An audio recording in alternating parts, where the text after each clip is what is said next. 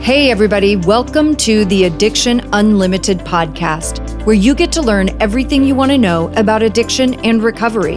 I'm your host, Angela Pugh, co-founder of Kansas City Recovery, life coach, and recovering alcoholic. To learn more about me, you can listen to episode 0 on your podcast app or find us on the web at addictionunlimited.com. Hello, my friend. Welcome back to another episode of the Addiction Unlimited podcast. I'm your coach, Angela Pugh. Happy Valentine's Day, everyone. You know, we're talking about dating today, and most people are going about dating all wrong. Have you ever felt like you attract all the wrong people in your dating life? Well, I'm going to tell you right now, you aren't attracting all the wrong people, you're picking them. I know that sounds crazy, and this was such a hard lesson for me too, but you see the red flags early on and you choose to ignore them. The married guy asks for your number and you choose to give it to him and open that door. Your date lies to you about where they were or why they didn't call and you let them get away with it. This is how we pick people that aren't good for us. The common denominator in all of my failed relationships was me. It wasn't everyone else's fault. I was broken, so I picked broken people and made all the bad choices to end up in all the bad relationships. That's what I'm saying. Most people are going about dating all wrong. Like in so many other areas of life, right? You're going into it seeking external validation. What do I mean by that? I mean, like, you're thinking in terms of making them like you instead of focusing on, do you like them? When your energy shifts into trying to make yourself a good fit for someone else, you lose sight of whether or not they're a good fit for you. You ignore the red flags, accept behaviors that really aren't okay with you. Then you find yourself in a situation where you aren't being respected or valued, and you wonder how you got there. Maybe you feel like you're a good catch on paper, job, car, attractive, nice, funny, and you keep showing up for dates, trying to keep hope alive, only to feel disappointed over and over again when a date doesn't go well, or you don't hear from them again. Or maybe it goes well for a while, then 2 or 3 months in, you start to see the truth of the situation, and it's not what you thought it was. And the more disappointed you feel, the more negativity starts to creep in. You question yourself. You question the whole dating pool. You start wondering if it's even worth it. And then you start getting mad, right? That's the next phase, getting mad. You get angry at women or angry at men because you can't seem to make a successful match or find your person and live happily ever after. Whatever your happily ever after looks like. Dating is hard, even under the best of circumstances. Then add sobriety and anxiety into the mix and throw in those of us who are introverts and commitment phobes, and we've got a bit of a mess on our hands. Today, I'm going to give you 6 secrets you need to know to drastically improve your dating life. And I want to start by talking about the idea of not dating in your first year of sobriety. Really, the thing is, don't make any major changes in your first year of sobriety. And I would say this isn't just about sobriety, right? This is any emotional upset. If you unexpectedly lose your job, right? That does not leave you in a stable emotional space. You start questioning, you got a lot of fear of the future, fear of your finances. Is everything going to be okay? What am I going to do? What's this going to look like? Or grieving is another one. If you lose someone and you're in that grieving process, that is not the time to be making major life choices, right? So it's not just about not dating in your first year. It's really about not making any major changes in your first year. And the reason for that is you're just trying to create stability in your first year of sobriety, right? Everything's new, everything's a little bit off. All of your energy really should be going into just staying sober and getting good at that. You don't want things pulling you a lot of different directions or things creating a lot of stress and anxiety and questioning and really pushing those low self-esteem buttons and codependence buttons and people-pleasing buttons. You just want to be stable in your first year and just get good at getting stable. So that's why we say don't date in your first year of sobriety. You're just not in a great emotional space. Most of us, when we get sober, we have a mess to clean up, right? We've created a mess, whether that is a strained marriage, strained friendships from our behaviors. Some of us have legal problems when we get sober. Some people have job problems, or they've created some financial mess, right? Overspending, running up credit cards, things like that. So we have a mess to clean up. And that's where your focus needs to be. Your focus doesn't need to be on dating. Just clean up your mess and get stable and get good at just being sober, right? Otherwise, we're making choices for all the wrong reasons. So let's also get into just really quickly expectations. I want to start with expectations because you have to have your expectations in order before you go into this, right? You have to manage your expectations. The majority of your dating experiences aren't going to work out. They're not supposed to. Otherwise, we would all be picking from 100 people to have relationships with. Like, it just doesn't work that way. Dating, going on dates is your way. It's screening, right? If they're figuring out if you're a good fit, you're figuring out if they're a good fit. And you have that screening process is what you have to get good at, right? But the majority of your dating experiences aren't going to work out. That's okay. And you have to be willing to walk away from people. If you are going into dating and you are desperate and thirsty and you're willing to do anything for anyone just to be liked, you have no business dating. I did this for a long time. I let people treat me poorly and I accepted it, which just led to being treated worse and worse because I didn't have any boundaries. I was so desperate to be liked that I would accept any crappy behavior. I had no self worth. So I got my worth from other people. If they liked me, then I was worthy. This is what I don't want you to do, right? So if you catch yourself being so consumed with being liked, then you've got work to do, right? It's not about them liking you. That's a small piece of it. But when you're in a dating situation, you should really be analyzing, are they the right fit for you? Does this person fit my lifestyle? Does this person have the qualities and characteristics and traits that are important to me? Do we approach life the same way? Do our future goals align? Are they honest? Do they live with integrity? Right? Whatever the things are that are important to you, that's what you're dating for, to figure out if they fit for you. Not just, oh my God, I need to be liked. I hope they like me. I hope they want me. Right? Like, you have to get those expectations in order and what you're really sitting there doing. Most of your situations are not going to work out. That's okay. You're looking at them. Listen, think about all the hangups we have as human beings and how many reasons we sort of take people off the list. Okay. This is crazy because I'll hear my girlfriends do this. Like, my girlfriends want to have their feelings hurt when somebody doesn't respond to them or, stops texting them, or they go on a first date and they don't hear from the person and they want to get their feelings hurt. But at the same time, they're sitting there running down the list of all the reasons why they didn't like the other person. I'm like, well, why is it okay for you to have a bunch of reasons that you don't like them, but it's not okay for them to have a bunch of reasons they don't like you? Right? This works both ways. Some people are just, you're not going to be their cup of tea. That's okay. Listen, for me, maybe I'm too old. Maybe I'm too short. Maybe my lips are too thin. Maybe, who knows? Everybody has their hangups. For some people, it's teeth. For some people, it's fashion. For some people, it's cars or money or jobs.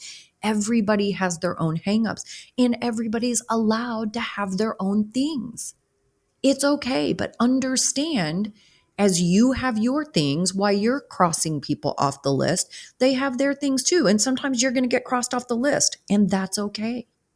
Another quick expectation I want to touch on is, listen, you guys, men and women are different.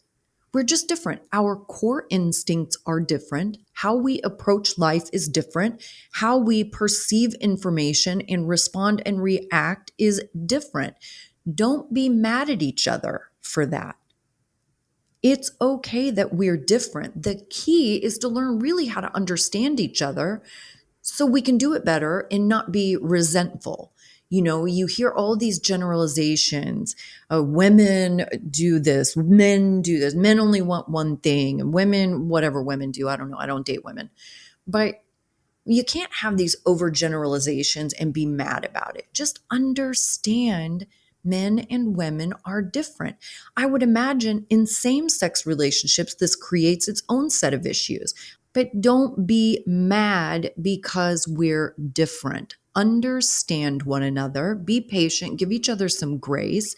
Because I promise you, I just had a friend texting me the other day, like, what's wrong with women? And I was like, listen, dude, this isn't about women. You're a mess. Like, stop blaming women. Get your shit together.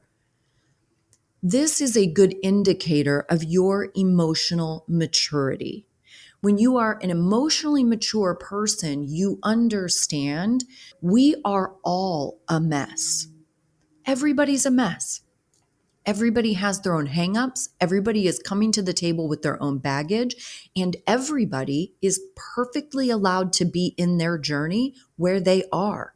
Nobody is required to be where you want them to be or to behave how you want them to behave.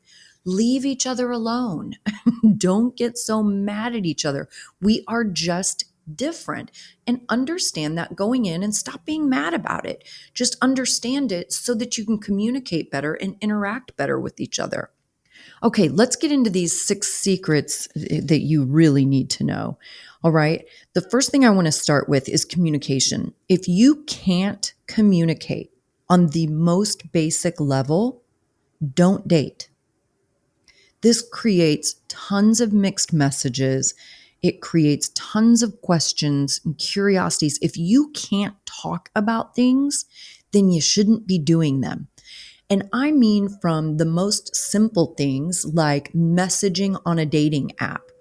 I don't have a ton of experience with dating apps because I found the experience to be really unpleasant. But I've done it a couple of times over the years. I never last more than a few days, maybe a week. I think I was on one for a week once, but I can't handle it. But I remember being in these situations where a guy would message me on the dating app, and it would be like pulling teeth trying to have a basic conversation. I'd be like, oh, what do you do? And like I'd get a 1-word answer. And I'm like, dude, where can I go with that? Like that's how you shut down a conversation. It's not how you start a conversation or get to know each other. If you can't communicate on the most basic level, that's where your work needs to start. It's hard. We all have anxiety, right? But you can Google that. Like, what are great questions to ask when I'm messaging somebody on a dating app? Like, Google that stuff. You're not expected to have all the answers, but you can find the answers. This is the same thing with everything else in relationships or dating. You have to be able to ask questions, even if it's uncomfortable, even if it feels a little embarrassing. You have to be able to communicate through things. Or even with sex, if you can't talk about it, you shouldn't be doing it. If you can't have an adult, emotionally mature conversation about what your expectations are or what are we going to do for protection, if you can't have those conversations comfortably, then you shouldn't be having the sex either. So think about this. If you can't communicate, that's where your work has to start. Okay?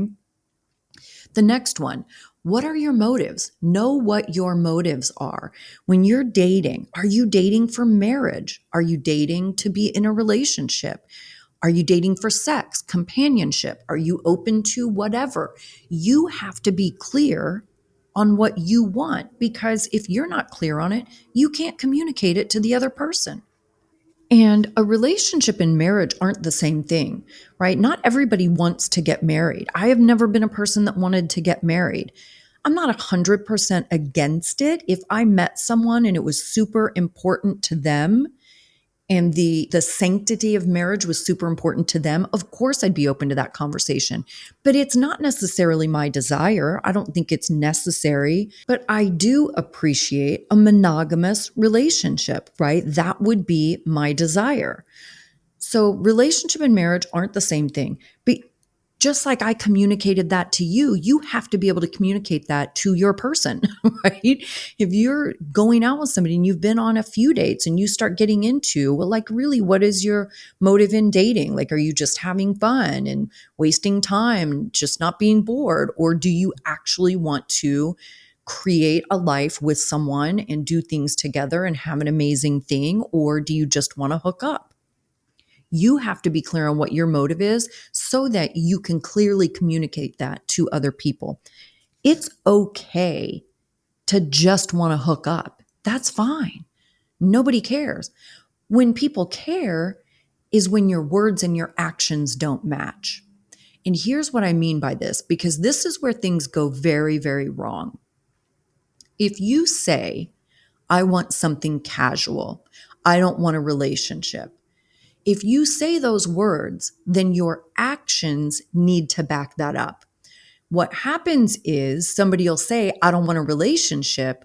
And then they want to text you every day and they want to hang out and they want to go to dinner and go to movies and hang out at your house together, right? Those are relationship behaviors. It's okay to want something casual, but if you want something casual, your behavior needs to match that. Don't tell somebody, I don't want a relationship, and then be sending the good morning text, right? Or just thinking about you. You know what I mean? Those are relationship behaviors. So you have to match your behavior to what your motive is so that you don't create mixed messages. I've been in this situation a million times, right? With somebody, oh, I don't want a relationship. I don't want a relationship. But then again, like, I'm getting all the text messages. Good morning, beautiful. Just thinking about you. Hope you have a great day. Hey, how's your day going? Hey, just going to sleep. Was thinking about you. Talk to you tomorrow. Right? Those aren't casual behaviors. So make sure your behavior is matching your words so everybody's not confused. And that goes with also, listen, maybe the first several weeks, I mean, you kind of have to know what your own boundaries are. We're going to talk about that in a second. But things can change too. This is fluid. But if you don't know what your motive is with somebody, then you have to say that. Then that's when you say, I'm open to whatever. I'm not really set on I want a relationship or I don't want a relationship. I'm getting to know people. When I find the right person that really adds value to my life and it's a good fit, I'm open to a relationship. But it's not my intention. I'm just hanging out. I'm enjoying myself, whatever. And then your behaviors have to match those words. Okay, this one I'm going to give you some action steps. Okay, I want you to do this. This is action, right? What do you want in a person? And I'll tell you, when I did this myself, I got a lot of clarity from this, and it was surprising and a little disappointing, to be honest. I was disappointed in myself. But I sat down. You've probably heard me talk before if you've followed me for any period of time. You've probably heard me talk about my relationship rock bottom. I was 4 years sober and found myself in a really crappy situation with a guy that was just a very unhealthy, toxic person. And he actually showed up at the bar where I worked with his girlfriend, right? Which I thought I was. But come to find out, he had this whole other person, this whole other life, and he was a real estate developer. So his condo where I would go and hang out was just one condo that he had access to. And apparently he lived with this other woman in a whole other place, and they had been together a couple of years. So obviously I was devastated. And I had to really look at myself, like, what the hell am I doing? Like, how did I pick this guy, right? This is the same type of guy I picked 20 years of dating. I picked the same exact type of guy over and over and over again. And this is where I ended up, but I was 4 years sober. I was like, what the hell are you doing, lady? Like, this is ridiculous. You're sober, you're rebuilding your life, you're kicking ass and doing all these great things. Like, why are you still picking losers? So I sat down and I made a list of all the qualities I want in my dream guy. Everything. I'll post a picture of this in the Facebook group. I'll see if I can find it and I'll post mine because I still have it. And then I actually went on the computer and made it colorful because I use it in my teachings, right? So I wanted to be able to share it. So I'll post it in the Facebook group. Remind me if you're in there. But anyway, I made the list, everything I wanted in my dream guy. As I went down the list, I realized I was none of those things. And it's like, how do I expect somebody else to bring all this to the table if I'm not bringing it to the table? In that moment, my goal became to become everything on that list. I realized as I read down the list of qualities of what I wanted in my dream man, I realized that I was none of those things and I had a lot of work to do.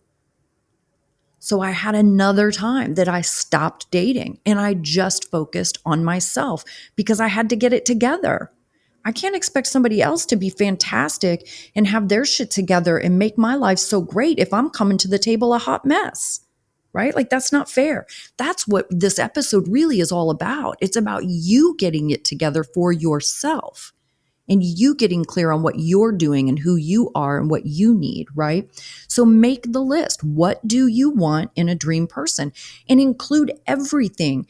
Include sexuality and sexual preferences, include lifestyle and future things and politics and whatever is important to you. Put everything on this list. Okay. And then here's your next one: deal breakers. You have to know your deal breakers. So once you make your list of everything you want in your person, I then want you to make a list of deal breakers. You have to be clear on what your deal breakers are before you're dating someone. Because when you start seeing somebody and all those butterflies kick up, there is nothing on the planet that feels better than being liked and liking someone. Nothing. They call love a drug for a reason. There is no better feeling than that. So you have to be clear before you're feeling all those things, because that's when you ignore the red flags. When all those butterflies are kicking up and you're on top of the world and your person is texting you, thinking about you, right? When all that is happening, that's when you ignore red flags. So you've got to be clear on your deal breakers before you're in the midst of feeling all those things. All right. So after you make your list of qualities you want in a person, I want you to make a list of your deal breakers. It could be anything, literally anything. Do not ever feel bad for whatever your deal breakers are. You are allowed to have your own preferences and you are allowed to want what you want. You just have to communicate it clearly and don't be disrespectful and judgy, right? There's a difference there. Some of the things on my deal breakers list: addiction, of course. Like, I'm not dating somebody in active addiction. That would never happen. Lying, absolute deal breaker for me. Smoking, I do not want to date somebody who smokes. I smoked for a long time. I haven't smoked for a long time. It does not fit my lifestyle. I have a very health and wellness based lifestyle. Cigarettes do not fit in that. I don't care if someone smokes. I don't think people who smoke are bad. Again, there's no judgment there. That's just not what I want in my life. I don't want to come out of the restaurant and have to stop while somebody smokes a cigarette before we get in the car. I don't want to smell like that. Right? It just doesn't fit my lifestyle. So make your list of deal breakers, whatever they are. You can have whatever you want on that list, but be clear before you get caught up in the butterflies. The next one is, what are your boundaries? You have to know, like, sometimes in dating, people talk about these things as rules. I have some pretty strict rules. I really do. Because I have to, a lot for myself. It's not only about the other person, but it's a lot for myself because I'm an addict also, right? So I can get very caught up. I can obsess about things. I love being liked too. I love liking somebody. Like, that just lights my soul up. So I have to have very clear boundaries for myself and how I behave. And I have to have very clear boundaries for other people too. So what are your boundaries? Are you okay with last minute dates? Are you okay with texting, or do you want somebody to actually call you? Again, either way is okay. You're allowed to want whatever you want. You just have to know what you want so that you can clearly communicate it. I dated a guy several years ago, I think we dated about 4 or 5 weeks maybe. I don't think we had one single phone call the whole time. Now, I don't think I would do that again, right? Because now looking back, I feel like that was probably a red flag, right? That he didn't call me. I'm also older. This is a generational thing too. I'm also older. So I'm used to dating a little differently than how young people date today and what the parameters of dating are today. For me, I'm a little bit different. I'm pretty old fashioned when it comes to dating. I like old fashioned sort of courtship.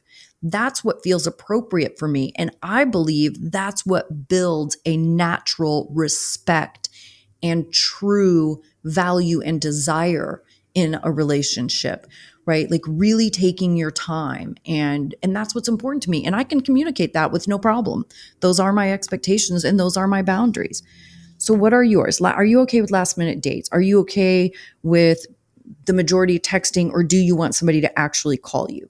Do you want to be picked up, or do you want to meet them where you're going? This is different, obviously, I think for women. I'm not getting in a car with a man, certainly a man I don't know. It will never happen. So there's going to be a period of time just to create some safety before I would want somebody to pick me up. But everybody's different on that stuff, right? That's about my trauma. That's not about anybody else or anything other than my own trauma. But you have to know what you want and what's okay for you, what's comfortable for you. So do you want to be picked up? Do you want to meet there? Do you want somebody to plan the dates, or do you want to do it together? I know a lot of women really love it when a man calls and is like, hey, are you available this weekend, Saturday night? Are you available? I thought we'd go do XYZ. For a woman, it makes you feel cared for. It makes you feel like they're thinking about you and they actually care, right? So is that something you want? Or do you want it to be open, or do you want it to be spontaneous? Again, you have to figure out what works for you. What about kissing on the first date? What are your boundaries around that? I am not a kiss on the first date person. I think I might be the only person I know that feels that way. But again, for me, it's about building some safety, right? I don't like feeling like people are too into me physically from the beginning. Like, I understand there is a physical attraction when it's there. I get that. But I don't want that to be front and center, because that's what I've dealt with a lot of my life, right? A lot of my dating life, it's like people don't want to date me. They want to sleep with me. And I don't like getting that vibe right from the beginning, because that's not the most important thing in a relationship to me. So I don't kiss on the first date. I need to feel comfortable. I need to feel a little bit of safety. I don't want to feel like things are moving too fast. So how do you feel about kissing on the first date? And listen, I will have that conversation over dinner on the first date. I will let that be known, because I also don't want the other person I don't want mixed messages. I don't want them to feel like that's a rejection or it's about them, right? That's just my personal thing. So I will have that conversation like, hey, listen, this could go fantastic. I just want you to know I'm not super comfortable with a kiss on the first date. I need a little more time than that. So don't feel like I don't like you or this didn't go well if that doesn't happen as we're wrapping things up, right? That's just my thing. So how do you feel about kissing on the first date or sleeping together on the first date? What about who pays? What are your boundaries there? Are you somebody that wants to go Dutch 50-50? You pay, he pays. Is it important to you to pay for yourself, or is it important to you that your date pays for you, right? And some of these, as I'm talking them through, obviously I'm a female and I date men. So yeah, it's going to be skewed that way, because that's how I've always thought about it as a woman dating men. What about ghosting? We've all been ghosted. Are you okay with, or at what point is it not okay to be ghosted? Like, I don't really care after a first date if somebody ghosts me. Like, who cares? You don't owe each other anything at that point. You've probably shared a couple hours together, maybe some texts and phone calls, but we don't owe each other anything. We're not getting deep into life and vulnerability, in that very beginning phase. So I don't really care if somebody ghosts me early on. But I will say, if we've gone on 3 or 4 dates over 2 to 3 weeks, then I expect a conversation. It's okay if you don't want to see me anymore, but I expect a mature adult conversation about that. I don't expect to be ghosted. Like, we're not 15, right? Ghosting it has its own implications, and it's not a very brave behavior, right? Obviously, people do it. It's more acceptable now. It's not acceptable in my world.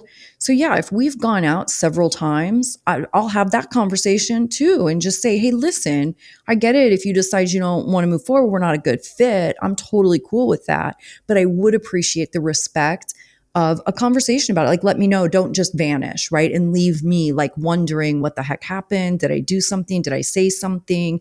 Like, just let me know that you're done with this. I'm good with that. What about lying? This is when I told you lying is on my deal breakers list. And that's because it's something that for me, I have accepted in past relationships.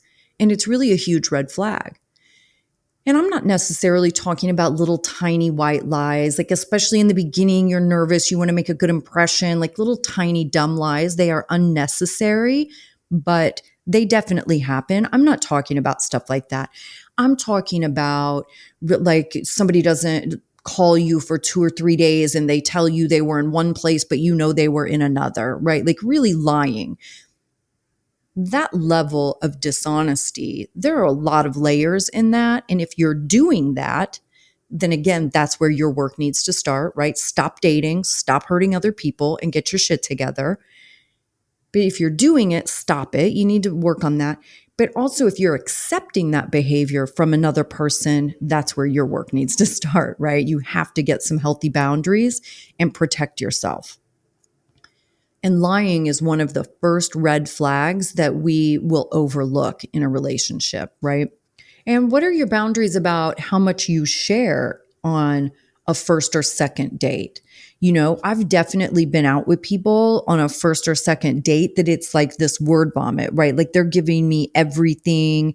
And sometimes people will mistake word vomit for vulnerability. Well, I'm just telling you exactly who I am.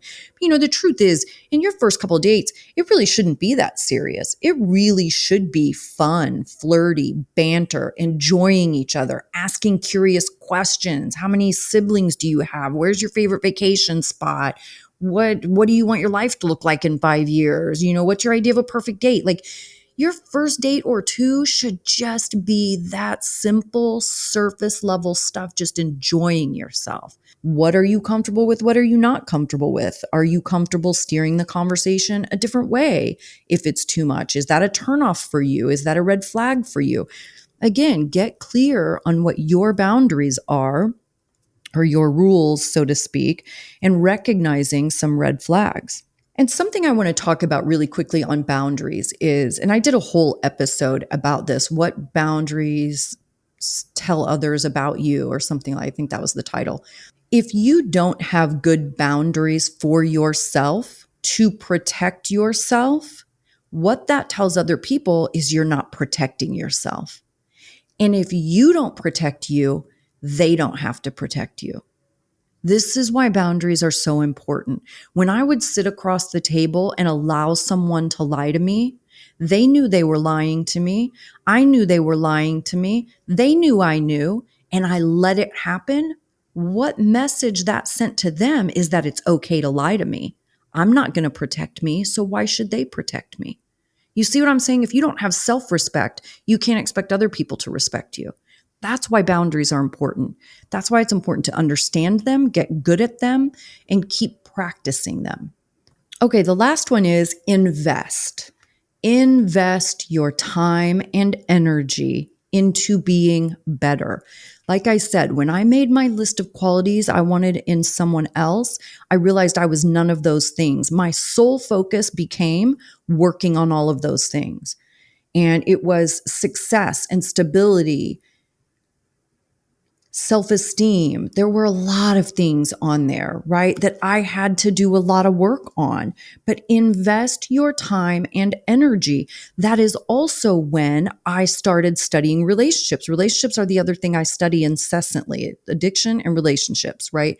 Because it all requires personal development and becoming a better person, being a better person in the world, being a better person to other people. Like that's all the stuff that I love. And I am my responsibility. You are your responsibility. It's not anybody else's job to do these things for you. This is your work. And you have to invest your time and energy learning how to communicate. That was a big one for me, just emotional maturity. That was on my list of my dream partner. And that was something I had to work on. So I had to get in Google, YouTube, what is emotional maturity? How do I improve my emotional maturity? Am I emotionally mature? Am I emotionally immature? That's how you start learning about that stuff and identifying those qualities and figuring out how you can work on it. Learn how to communicate. This is so big. Like I said, it was number one. If you can't communicate on the most basic level, you have no business having relationships, right? You have to learn how to communicate. At least part of knowing how to communicate is knowing when to ask for space or ask for a break. It's okay if you need to walk away from a tense conversation because you're feeling overwhelmed or you don't know what to say, you're getting flustered. It's okay to need to hit the pause button, but you have to be able to communicate that to your partner. Hey, this is getting heated. I need to take a few minutes. Like, I just need a breather. It's okay, but you have to be able to communicate that. Invest your time and energy working on the skills you're not good at. Learn how to listen. Learn about boundaries. Learn the art of conversation. Like I was talking about in the dating apps and guys responding with one-word answers. Like, dude, I'm pulling teeth to have the most basic conversation. Like, that's not enjoyable, you know? So learn the art of conversation. Learn the differences between men and women. If you're a man that dates women or a woman that dates men, you need to understand how we differ so it doesn't make you angry, but you can work around it, communicate around it, and still respect each other for our differences.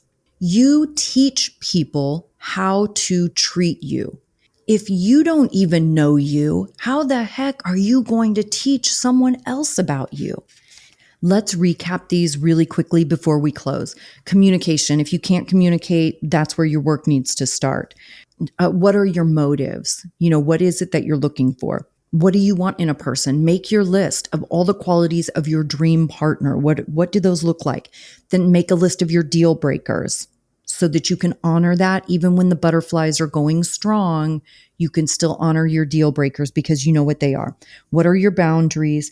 And invest your time and energy and money. If you want to hire a coach, do that. If you want to go to therapy, do that. If you want to take a specialized online course, do that. Whatever you need to do. It doesn't have to cost any money. You can find everything you need online for free, but invest your time and energy into making yourself better. And then you look at the other person across the table from you and figure out if they're the right fit for you. Do they fit your big picture instead of obsessing about being liked by them, right? Remember, you are your top priority. It's your responsibility to have good boundaries, self-awareness, self-control, so that you can make good choices for yourself. If you don't respect yourself and know who you are and what you want, you can't expect someone else to respect and honor you. If you found a lot of value from this episode, please share it with somebody else who would get value from it too. Dating is hard. Plenty of us are single. We all have the same struggles. We're all trying to navigate this thing. We all get angry about it. We all feel disappointed by it sometimes, and it can be overwhelming and energy draining, but we're in it together. The key is just to be your best version of you, right? So if you found this stuff valuable, share it with somebody else who's going through some of the same struggles. I hope you're having a fantastic day, and I will see you next week. You've reached the end of another great episode of the Addiction Unlimited podcast. Candid and honest conversation about addiction and recovery. Be sure to visit us at addictionunlimited.com to join the conversation and access show notes and links to everything we talked about. Love this episode? Please take 30 seconds to subscribe, rate, and review on iTunes to help us improve and give you the information you want. Thanks for listening. See you next week.